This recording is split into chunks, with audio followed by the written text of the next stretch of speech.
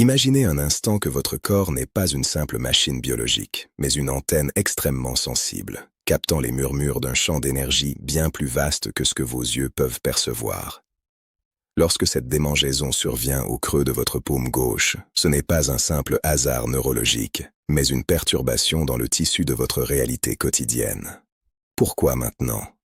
Pourquoi cette sensation précise, à cet instant précis de votre existence? Nous passons nos vies à ignorer les signaux subtils, à balayer d'un revers de main les frissons, les battements de paupières ou ces picotements étranges, les reléguant au rang de simple curiosité physique. Pourtant, dans la tradition millénaire des hauts plateaux du Tibet, chaque sensation est un messager, une vibration qui cherche à percer l'armure de notre distraction habituelle. La paume gauche, selon les courants ésotériques, est le réceptacle de l'invisible, le point de jonction entre votre monde intérieur et les forces cosmiques qui nous entourent. Ce n'est pas une coïncidence si votre attention s'est soudainement cristallisée sur ce point précis de votre anatomie. C'est un appel à l'arrêt. Une invitation à suspendre le flux chaotique de vos pensées pour enfin écouter ce que le silence essaie de vous dire. La superstition populaire s'est empressée de recouvrir ce mystère d'un voile de matérialisme, nous murmurant que l'argent arrive, que la chance frappe ou que le destin va nous combler de biens tangibles. Mais cette interprétation n'est-elle pas la prison de l'ego? L'ego, toujours avide, cherche constamment à traduire le sacré en profit. Et si la vérité était radicalement différente? Si cette démangeaison était en réalité le signal d'une surcharge, d'une énergie qui stagne et qui demande à être libérée plutôt qu'accumulée? Dans le flux de l'existence, nous sommes souvent comme des barrages qui retiennent l'eau jusqu'à la rupture, craignant que si nous laissons passer le courant, nous resterons vides. Cette sensation au creux de votre main est peut-être le craquement du barrage. L'univers ne vous parle pas de votre compte en banque.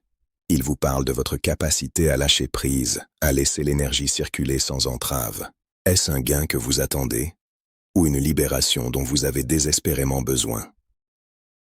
En plongeant dans ce ressenti, vous commencez à réaliser que vous n'êtes pas celui qui subit la sensation, mais celui qui l'observe. Cette distinction change tout. Elle vous place non plus comme une victime des caprices du corps, mais comme un témoin souverain. Regardez attentivement la paume de votre main. Ces lignes qui la parcourent sont comme les rivières d'une carte géographique dont vous avez oublié la légende. La démangeaison est une boussole qui s'affole car elle entre dans un champ magnétique puissant. C'est l'univers qui utilise le langage du corps pour court-circuiter l'intellect, car l'esprit raisonneur trouvera toujours une explication logique pour éviter de faire face à l'inconnu. En restant immobile, en acceptant de ne pas gratter immédiatement cette zone, vous pratiquez une forme ancestrale de méditation, l'observation pure. Vous commencez à voir comment le désir de soulagement immédiat naît de l'inconfort, et comment ce désir même est la source de toutes nos agitations. Cette petite irritation devient alors votre maître, vous montrant en miniature comment vous réagissez aux grandes tempêtes de la vie. Êtes-vous capable de rester présent à l'inconfort sans chercher à le fuir? Êtes-vous capable de voir la beauté dans l'impermanence de ce frémissement? C'est ici que commence le véritable voyage, là où le physique s'efface pour laisser place à la métaphysique, là où la main ne sert plus à prendre, mais à ressentir la texture même de l'instant présent. Dans le silence des monastères perchés sur le toit du monde, les maîtres ne voient pas le corps humain comme une simple structure de muscles et d'os, mais comme un temple vibratoire parcouru par des milliers de canaux subtils, les nadis. Cette géographie invisible est le théâtre d'une circulation incessante de prana, cette force vitale qui anime chaque battement de cœur et chaque pensée. Lorsque votre main gauche s'éveille par un picotement ou une démangeaison, c'est un nœud énergétique qui se délie ou une porte qui tente de s'ouvrir dans ce réseau complexe. La main gauche, dans la symbolique ésotérique tibétaine, est le pôle de la réception, le versant lunaire de votre être, lié à l'intuition, au subconscient et à la capacité d'absorber les énergies de l'univers. Elle est le miroir de votre état intérieur. Si elle gratte, elle vous demande si vous êtes en train de résister à un changement ou si vous essayez de forcer une porte qui doit rester close. Le corps devient alors un traducteur silencieux, nous révélant que nos tensions physiques ne sont que les échos de nos luttes spirituelles. Cette sensation locale est une métaphore de votre posture face à l'existence. Es-tu prêt à accueillir ce qui vient sans attachement ou ton poing est-il serré sur tes peurs? Imaginez la différence entre une main ouverte, capable de laisser l'eau couler entre les doigts sans la retenir, et un poing crispé qui tente de garder chaque goutte jusqu'à l'épuisement. La peur nous pousse à serrer, à posséder, à figer le mouvement de la vie par crainte du manque. Mais la sagesse tibétaine nous enseigne que c'est précisément cette crispation qui crée la douleur. En observant cette démangeaison sans y réagir par un geste brusque, vous commencez à desserrer l'étreinte de l'ego. Vous passez de l'état d'esclave de vos impulsions à celui de maître de votre espace intérieur. Comme le disait le Bouddha, celui qui domine son esprit est plus grand que celui qui conquiert 1000 armées. La véritable conquête n'est pas sur le monde extérieur, mais sur ce réflexe automatique de vouloir posséder ce qui nous plaît et de rejeter ce qui nous dérange. L'abondance, dans cette perspective spirituelle, n'est pas un stock de richesses que l'on accumule dans un coffre-fort, mais un état de fluidité de la conscience. Si vous grattez votre paume avec une sorte d'avidité nerveuse, espérant que cela confirmera une rentrée d'argent ou un succès personnel, vous ne faites que nourrir l'ego, ce petit moi insatiable qui a toujours besoin de preuves extérieures pour se sentir exister. Vous renforcez l'idée que le bonheur dépend d'un événement futur. En revanche, si vous choisissez d'observer la sensation avec une parfaite équanimité, cette capacité à rester stable face au changement, vous ouvrez la porte à la libération. Vous réalisez que la démangeaison n'est ni bonne ni mauvaise. Elle est simplement une énergie en mouvement. En refusant de la juger ou de la manipuler, vous permettez à votre conscience de s'élargir. Vous ne voyez plus la main comme un outil de capture, mais comme une antenne de pure présence, un point de contact où le fini rencontre l'infini. C'est dans cet espace de non-réaction que se cache le secret de la clarté mentale. Chaque fois que vous résistez à l'impulsion de gratter, chaque fois que vous regardez la sensation avec curiosité plutôt qu'avec irritation, vous désamorcez des siècles de conditionnement.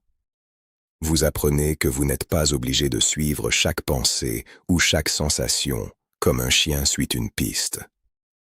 Vous découvrez une liberté majestueuse, celle de rester immobile au centre du cyclone.